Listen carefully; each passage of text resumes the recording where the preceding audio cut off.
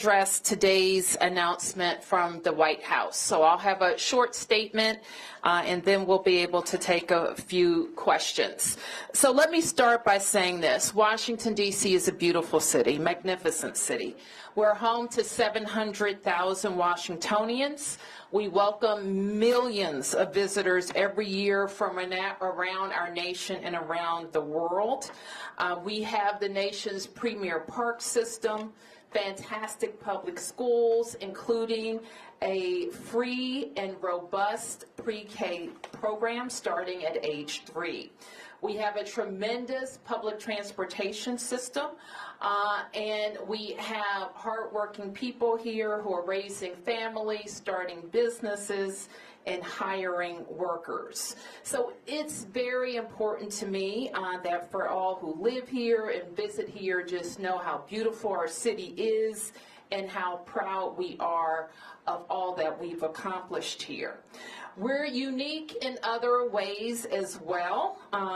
Though we pay taxes, in fact, we pay more than most states per capita. We're not a state. We don't control the D.C. National Guard. We don't have senators or full autonomy. Limited home rule gives the federal government the ability to intrude on our autonomy in many ways. I've said before, and I'll repeat, that I believe that the president's view of D.C. is shaped by his COVID-era experience during his first term. And it is true that those were more challenging times related to some issues. It is also true that we experienced a crime spike post-COVID, but we worked quickly to put laws in place and tactics that got violent offenders off our streets and gave our police officers more tools, which is why we have seen a huge decrease in crime because of those efforts. We have been able to reverse that 2023 crime spike. This year, crime isn't just down from 2023, it's also down from 2019, before the pandemic, and we're at a 30-year violent crime low. We're not satisfied. We haven't taken our foot off the gas, and we continue to look for ways to make our city safer. We know, however, as most have heard from the president's press conference, that he has prerogatives in D.C. unlike anywhere else in the country, including his authority given by our home rule charter to require the mayor, to require me, to supply services of the Metropolitan Police Department.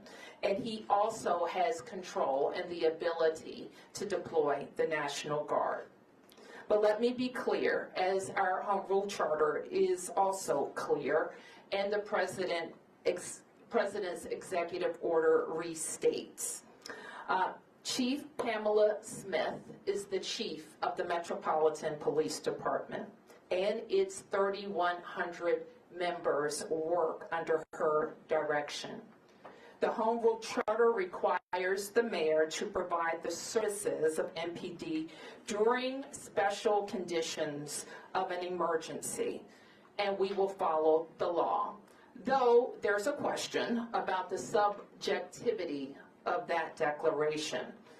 In fact, the chief has already provided a high-level liaison and point of contact with the federal government and made those initial contacts.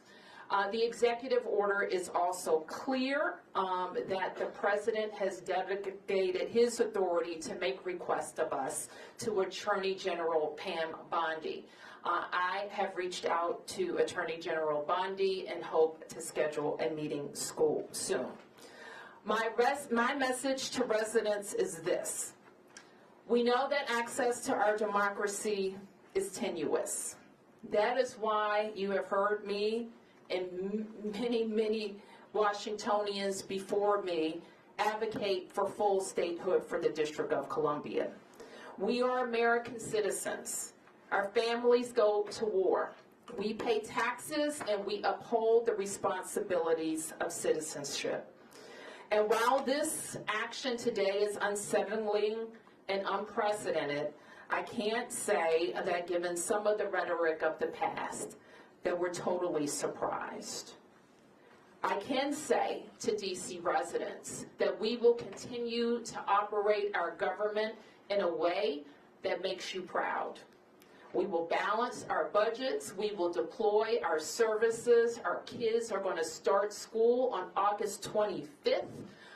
And we will work with the federal government to do the things that they should do for our city, including making sure that we have the judges that we need, including making sure that all federal parks are supported, not just with law enforcement, but with other clean and safe activities, and including making sure that our economy is supported by rational federal actions as it relates to the federal workforce, federal workers, and federal property in the District of Columbia. So with that, I want to ask Chief Smith to talk about her interactions with the federal forces, federal police and law enforcement that have been engaged in the district over the last several days, and the strategy that she thinks would be important while we have additional federal police officers. Thank you, Madam Mayor. I'm Pamela Smith, the Chief of Police of the Metropolitan Police Department, and as the Mayor stated, you know, we have a responsibility to support the executive order, and one of the roles that I have is to ensure that we work very collaboratively with our federal partners. I know that most of us know in this room, and those of you that are watching on television, that the efforts of the federal law enforcement officers began in our city on Thursday night. I met with the director of the U.S. Marshal, who has been at that point overseeing the operational component of how the federal resources will be allocated and deployed around our city.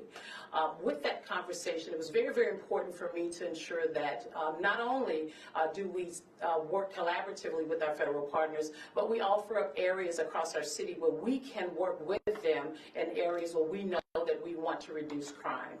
So that was the effort on yesterday. We spent roughly about an hour just kind of planning and talking through what that's going to look like. On the heels of the announcement from the President today regarding the executive order and my directive from the Mayor is that we will begin more intense planning efforts after I leave this press conference.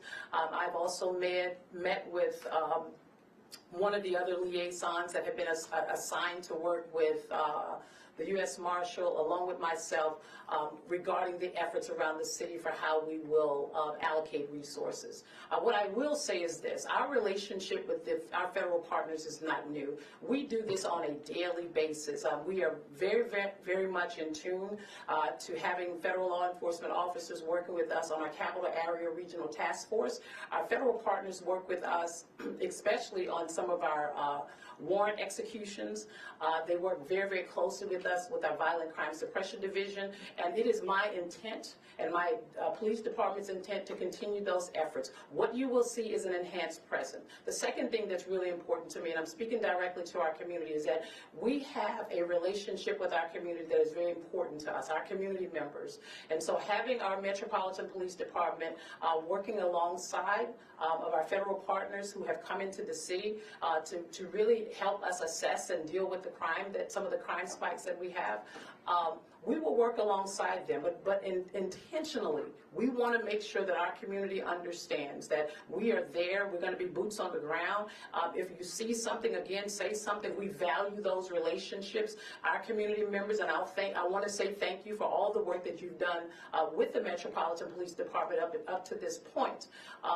Those relationships are very, very important to us, and we want to continue to build upon that and continue to enhance that. I'll turn it back over to Mayor Bowser now.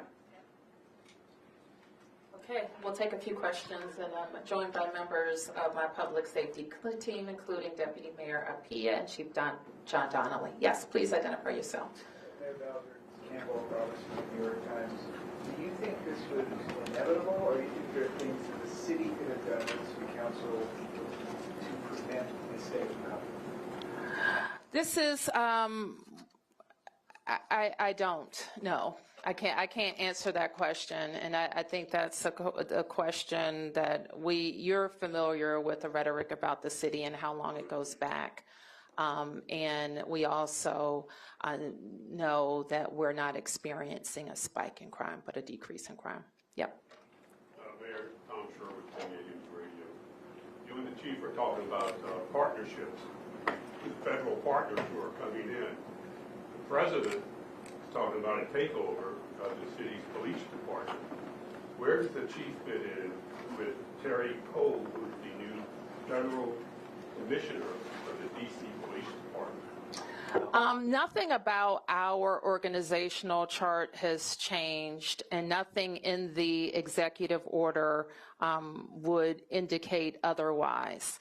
So the chief of police reports through the deputy mayor to the mayor of the District of Columbia, and the two people I think that were identified in the presser report to Attorney General Bondi. The executive order makes clear that all requests for MPD services, the president delegates to Attorney General Bondi. So Terry Cole? I don't recall the names. Yes. The Metropolitan Police Department? Where does he fit in that? That's a question for the Attorney General, I think. Yep. Mayor, to what extent are you planning to cooperate in this new framework, or is the city planning anything to prevent this from happening, including any legal efforts? Well, I think all legal, I think you probably saw the Attorney General for the district, Brian Schwab's a statement about reviewing all legal matters, and I think those matters are under review. The plain language, however, of the Home Rule Charter indicates that there is a declared emergency. It allows the president, it authorizes the president to make those requests. And it says the mayor shall comply with those requests. So, yeah. Muriel with DC News Now. Are there any concerns that, with this rhetoric, that we have NPD, the National Guard, possible other law enforcement agencies on the ground, that there will be confusion about who's in charge, who these officers answer to, and how people should respond if approached by any of these enforcement? Well, we should note, and we have been advised, and we will continue to make this clear that this is needed in our city, that all law enforcement be identifiable by a uniform, a badge, a jacket, so that people know that they are law enforcement. And the chief, in her coordination with the command on the federal side, will make clear how the protocols for response. And if there's any additional information we need to get out to the public, we will. But the main point is this: everybody should follow the law, the police and the community. And that's the case now. It was the case last week, and it was the case the week before that. So nothing has changed about that. Yeah. Would you be able to respond to the statement that came out from the DC Police Union? They come out saying that they stand with the president and that they have also said crime is spiraling out of control. And they're also calling for the president to go even further and repeal some of the legislation that DC Council passed. I'm afraid I haven't seen that statement yet, so I don't want to comment on it. We have, worked very closely with the DC Police Union. Some issues they've advanced, I've totally agreed with. Others I haven't. One thing that we are squarely supportive of is making sure that our department can recruit more officers and get to a number that I think we need. We've worked cooperatively with them on recruitment and retention activities, on some other changes to the law that were very objectionable to the union and our members, and we will continue to do that. Yeah. Peace and blessings, Madam Mayor. So In what way, if any, does this change your strategy in terms of your relationship with the president? You've been pretty cooperative, pretty diplomatic, but you know he's saying one thing about crime, you're stating facts, and he's still infringing on your role as mayor. So you know, as far as your relationship and your strategy, you know, what do you intend to do as far as engaging with mayors? Well, we engage with all officials that impact the district, and that includes the president. So I don't expect that would change from our part. But as far as, and I don't, if I may follow up. Sure. Are you going to go what some might consider a bit harder and pushing back against what he's trying to do? Will your tenor change or intensify? My tenor will be appropriate for what I think is important for the district. And what's important for the district is that we can take care of our citizens. And if people are concerned about a president's ability to have the MPD police department be responsive to the Department of Justice, the time to address that is when we're talking about statehood for DC. If people are concerned about the president being able to move the National Guard into our city, the time to do that would have been when the Congress had a bill that it could have given control of the DC National Guard to DC. So there are things that when a city is not a state and not fully autonomous and doesn't have senators, that the federal government can do. Yeah. Garrett from the Boston Globe. Yeah. Just to follow on his question, you at times in President Trump's first term were more confrontational with him, especially in 2020. You've tried to be more cooperative this time. Any second thoughts about that approach? And are you planning any sort of defiance, symbolic or whatever, in light of this? Well, I would refer you to the law. Home Rule Charter, he referred to it. I would refer you to the executive order. And so everything that we have said maintains my authority given by the Home Rule Charter. Yeah. Josh Chapin, Channel 7. I just want to be clear also that this ramp up, this emergency we're talking about is a brief period, like a 30-day period, am I right? The charter gives him the ability to do it for 30 days, yes. So that means cooperating with the, whatever he wants to do. Well, it means that we follow the law, that the MPD follows the law as well as all of the federal officials who are here. It's also important and we will do this in our communications with them, understand what they're looking to see. So the fact that we have more law enforcement and presence in neighborhoods, that could not, that may be positive if people are, if it's a positive action. So that's what the executive order says. Yeah, Mark. A couple quick questions. One, do you know, will the National Guard be armed? I don't know. And then, what if the Attorney General directs the Chief of Police to redirect sources to do something that you and the chief disagree with?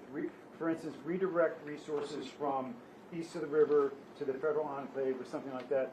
Will you comply with, you say you're going to follow the law, you say you want to be cooperative. What if you get a directive from the White House or the Attorney General that you just steadfastly don't agree with and think it's the wrong move and would jeopardize public safety in other neighborhoods? Will you comply? I don't have any reason to think that at this point, Mark, so I don't want to speculate about that. The executive order, as is the Home Rule Charter, is pretty clear that the directives have to be, the requests have to be related to federal purposes. And then can I ask, the president threatened to use not just the National Guard, but military to bring the United States military, federal troops into the District of Columbia if needed. Can you respond to that threat? I mean, we're in uncharted waters already. A lot of people are seeing this as the first step in an assault on home rule, which the president has threatened. He's been making these threats since last year, and now he's carrying through with them. There's no reason to believe he won't go further. What do you say to the president about his threats to bring the military, not just the National Guard, but the military into We don't, and I think I speak for all Americans, we don't believe it's legal to use the American military against American citizens on American soil. I'm not a lawyer, and but I think that's a fairly widely held fact. And so, but we've seen them move, I think, active military into California. So it's a question. We've seen active military on the borders of D.C. some years ago, and we don't believe that our military should be used against American citizens. Yes? Mayor Bowser, can you talk a little bit about the communication that you did receive before this morning? Did you know what this announcement was going to be before today? And can you just talk about the communication writ large before today? And secondarily, what do you say to D.C. residents who wanted to hear more from you, specifically in the last 5 days, being forthright, speaking to press and media? Can you just talk about... D.C. residents know I'm forthright. That's not a question. D.C. residents know that, and this press corps should know I speak to you all the time. So you should know that as well. And your question was when I did not know that the request of MPD would be made. I believed that they would announce that they were going to call up the National Guard. I had one brief phone call related to the National Guard issue over the weekend. Mayor, Yes. Can you identify yourself? Brian Todd from CNN. Okay. Can you tell us what your main challenges are going to be with Chief Smith and the D.C. Police working with federal officials? And are you concerned that any federal official overseeing the D.C. Police Department is not going to know the city as well as Chief Smith and your officers? Chief Smith oversees the MPD. And all of the requests and coordination for the federal request. I don't really have a doubt that is going to, among those officials who are law enforcement officials who have experience working together, I don't have a big concern about that communication and coordination happening. Who hasn't yet? Emma Huber with the Washington Post. During the news conference this morning, President Trump spoke about how he wanted to empower D.C. police to hit back harder. Are you aware of any changes in the works to MPD's use of force policies, and does that kind of rhetoric, how do you feel about that kind of rhetoric? Our police officers are highly professional, well-trained officers that we support with training throughout their careers. We're proud of where our department has come from in terms of their level of professionalism. So they're trained in constitutional policing, and that is our expectation. Yes. Hold on, you passed the question. One. Owen Hayes, NBC News, just to follow up on that a bit. Yeah. So will they still be fully subject to local regulations when it comes to use of force, body cameras, while under federal control, MPD officers? MPD reports to the chief of police, and they are subject to D.C. and local laws, as well as federal laws. And that will continue even under this plan? Yes. Yes. Emiliana with News Nation. You said earlier that they did not tell you about this announcement before it happened today. Did the White House or the president bring up their concerns with crime before last week? The president talks about crime all the time. Specifically in D.C.? Yes. Have you not heard the president from the campaign trail?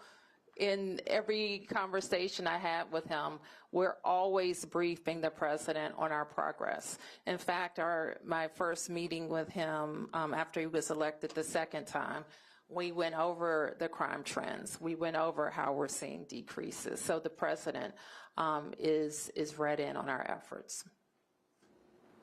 Who has that? Yep, over here. Ashraf Khalil with the Associated Press. A lot of this seems to be perceptions of what constitutes an emergency. the White House and the administration says there's an obvious emergency. Your administration with numbers and the council says there is not an emergency here. How do you solve that? Is there an arbitration option? Where does it go from here? Because it feels like, do you agree that it comes down to what constitutes an emergency and what's that? Well, what I would point you to is the Home Rule Charter that gives the president the ability to determine the conditions of an emergency. Now, we could contest that, but the authority is pretty broad. And so, like, if you wanted to say the most outrageous thing, one might say, well, I won't say that. It could be something very small. Like, I'm not saying that that's what he's doing, but it could be. And if he deems it and he puts the meat around it and the argument around what he thinks is an emergency. When we think of emergencies, it usually involves surges in crime, or crime that's not being responsive, or tools that we have that we can't use in the normal course. That's what, when we use an emergency, that's what it's for. Yeah. Or not 9, ABC News National. Wanted to see if you could respond directly to some of what the president said this morning. Do you agree or have any thoughts on the picture he's painting? He said that there are, quote, bloodthirsty criminals, end quote, or roving mobs of wild youth. End quote. He also said that DC police can do whatever the hell they want. End quote. Are you okay with that? What does that mean? Do you have any response to him or the White House talking about the DC crime stats? I mean, I think I've already addressed all of those questions. Anything else? Yep. Scott Gunn with WTOP. You described, this morning was described as a federal takeover of MPD. It sounds like you're describing this as Chief Smith is still in charge and everything will run through the department. What will this look like on a day-to-day basis as it relates to what has transpired here? What can people expect to see? Is this an instance where you all work collaboratively for big events and this is something comparable to that? No, I don't, it's not like that. It's not like the special events task force where we work together. And I think I don't want to minimize what was said. And I don't want to minimize the intrusion on our autonomy because it is very different than working a special event. So that is not what we're trying to do. But I think the chief, and I'll turn to her in a second to talk to you about what she thinks is going to be most helpful to MPD. I want to believe I answered the question a little bit earlier, but I think what's helpful to us is that we come together and we look at data, we look at intelligence when it comes to crime across our city, violent crimes as well as property crimes. And so there are other things that the federal government is also very useful for, useful in supporting us, and that is, in the city, is warrants, right? The execution of warrants, the U.S. Marshals holds those. This will be an opportunity for us to come together and collaborate on being able to go out and execute warrants. As we think about over the past, came in 2 years ago, 5 years prior, we looked at some of our data where we saw an increase in violent crime in certain areas across our city. We designated those areas as a homicide reduction partnership plan with some of our federal officers. What we'll do in that space is we'll enhance that presence. The other thing is that most of you know we have a nightlife task force. U Street, we have a lot of tourists, residents, individuals who come into our city on a Thursday night, Friday night, or Saturday night and enjoy the nightlife culture. We will also be able to utilize that enhanced presence in and around that area and any other crime trends that we might see that will go forth. We have our drug-free zones where we also align our federal partners in those spaces as well as our juvenile curfew zones. May I just follow up quickly, Chief? So again, this morning it's being described as a federal takeover. You all are describing it as an opportunity to enhance the crime prevention strategies you have in place.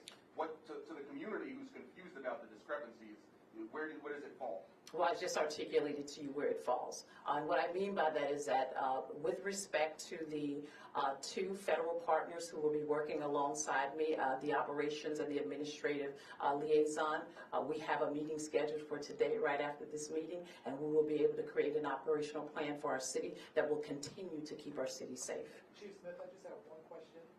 You just broke the rule. Maybe somebody else haven't asked the question already. Okay, is that it? Okay. All right. I just have one question, because you Yes, bring up data a lot. We've talked about The data has come from MPD saying that crime has been going down. However, this morning, Trump did cite a report where a sergeant was accused of messing with the crime numbers. So would you be able to respond to some of what Trump said directly this morning? Well, I cannot respond to any internal investigations, and I think, as you know, we do not talk about personnel actions with regards to our personnel. Sam. A two-part question. For me? Yes. Okay. And this is in regards to the youth. What is your professional assessment of how MPD has handled the so-called youth takeovers?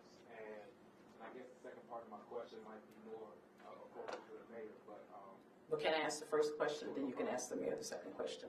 I think when it comes to the juveniles, and I've said this, I'm very passionate about young people who are going to do great things in our city, and we have a lot of young people who are moving in that trajectory and in that space.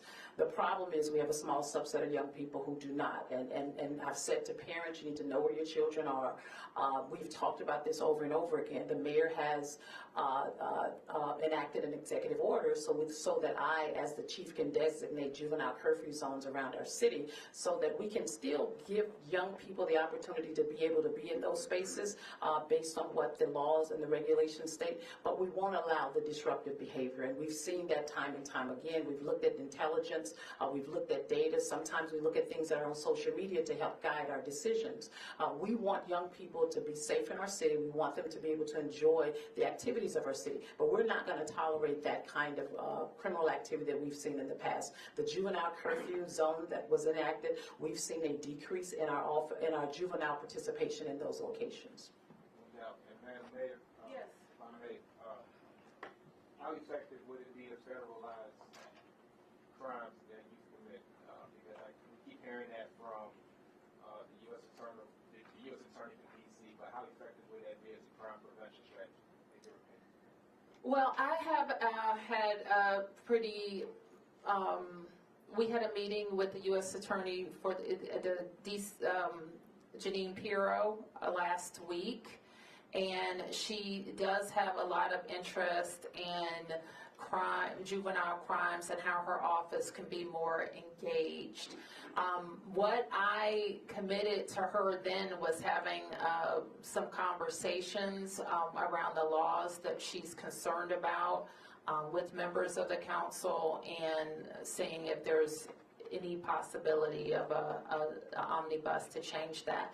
With regard to who prosecutes or what crimes she can prosecute, that's not a local law change. That would be a congressional change. So may I hear you correctly in saying that you would embrace the change in the three laws, IRA?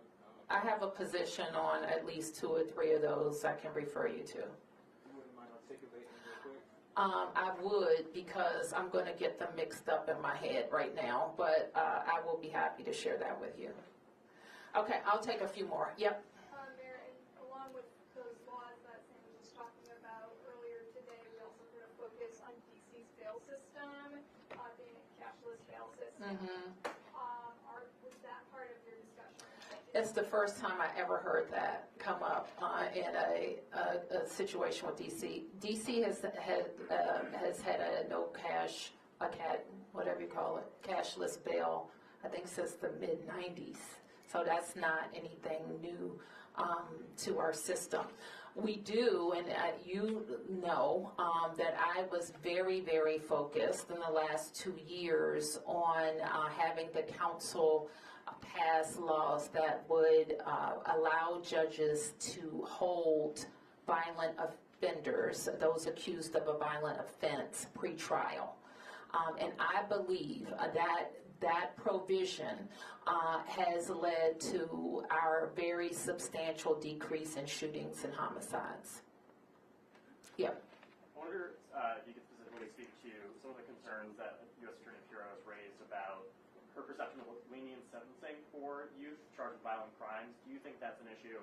And as she suggested, potentially charging in some instances prosecuting youth as adults, is that a potential solution, or do you agree with that? Well, the U.S. Attorney has the ability to prosecute youth for some crimes as adults.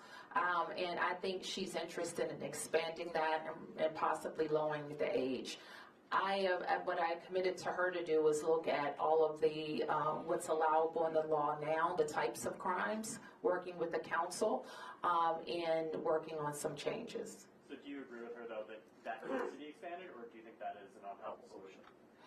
I don't want to say right now because that could mean a lot of things. We want to really analyze what we think would keep us safer, the link to crime. I will say this, and this is, some of you are new to covering us and covering these issues, but I have been, in my tenure of service, very pro accountability. Okay, I am an accountability mayor. If you commit a crime in the district with a gun, there has to be accountability, and that's if you are an adult or if you are a juvenile. I don't think we always have that accountability.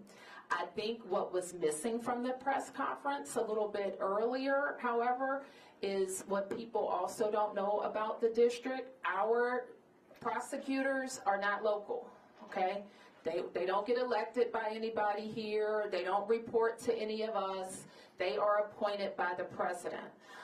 We've also had a period of time where some of the very good police arrests that have been made were not prosecuted by the U.S. Attorney's Office. So the prosecution is a federal element. Judges are appointed by the President of the United States as well. And so those are not local judges. They don't report to any of us. So that is a part of the federal system.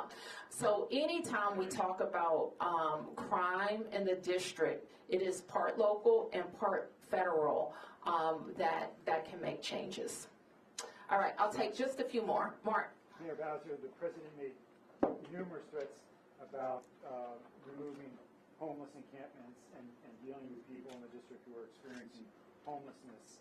Can you talk about what preparations that you're making, that your administration is making to facilitate this, and what this, have you had any of those conversations with the White House, what that's going to look like, and where these people would go if they would be FD12 We really haven't gotten any more detail about the plan, about the words that he said. It wasn't referenced in the executive order that came down, so we're going to work. And I believe he had a previous executive order that also identified Attorney General Bondi as a point of contact as it relates to homelessness. And such. So we'll follow up with her. Okay, last two questions. Yes. Mayor, I want to go back again to the Federal Commissioner of the Metropolitan Police Department. It sounds like the chief has described this person, Terry Cole, as an advisor, as a liaison, as some. The president, people were saying that person, this Terry Cole, is going to be in charge of the police department. I can't really comment on that, Tom. I can only tell you what's in the executive order, and that's what controls. Yep. Will DMA just be coordinating with law enforcement? Can you identify yourself? Hi, I'm with Street Sense Media. Okay. What's your name? Maddie Kessler. Okay. Thanks, Maddie. Yeah. Will DMA just be coordinating with law enforcement when it comes to increasing chemical clearings from disaster alert? And then if AG Bondi directs local law enforcement to arrest people experiencing homelessness out of DC, will Chief Smith comply? Well, let me just say what MPD needs to be focused on, and it's violent crime. We simply, like our force, when the chief deploys every day and every night, is focused on people who are committing crimes in the district. So I'll leave it at that. Mayor, one more if I could. Okay. You testified to Congress after the 2020 racial justice protests when there was concern that Trump might take control over MPD at that time, that would be a complete disaster, that you were worried that you're going to lose control of the city. Can you reflect on this moment today? Do you feel that you're at risk of losing control of the city? Are you worried this is going to be a complete disaster? I'm going to work every day to make sure it's not a complete disaster. Let me put it that way. And I think that with Chief Smith's leadership and her expertise in both the federal space and the local space, we are going to do our level best to maintain, as the chief talked about, to maintain the trust that DC residents have in us. What could be a disaster is if we lose communities who won't call the police. That could be a disaster. What will be a disaster if communities won't talk to the police, if a crime has been committed and could help solve that crime. That could be a disaster. It would be a disaster if people who aren't committing crimes are antagonized into committing crimes. That would be a disaster. So we're going to work every day to get this emergency put to an end. I'll call it the so-called emergency, and continue to do our work. And at the same time, make sure that if these are like the law enforcement officers who are caught, they're leaving their homes, their towns, maybe doing double shifts. If our National Guard are deployed, they're leaving their primary mission to come. We don't want their time to be wasted. We want to be strategic and work with them. But I'll end by saying this. If we know the tools that are available to the district if we are experiencing a surge in crime, and I put them in place before. It includes curfews. I've asked the council to pass emergency legislation. I've asked the Congress for additional funds. We've done all of those things. So there's nobody here, and certainly nobody who works for me, who wants to tolerate any level of crime. And I know it's frustrating sometimes to hear if I say our crime numbers have gone down, yet you've been a victim of crime. It doesn't matter to you if crime has gone down, if you were a victim or you know someone who was a victim. So we understand that. We work every day to stop crime. Thank you, everybody.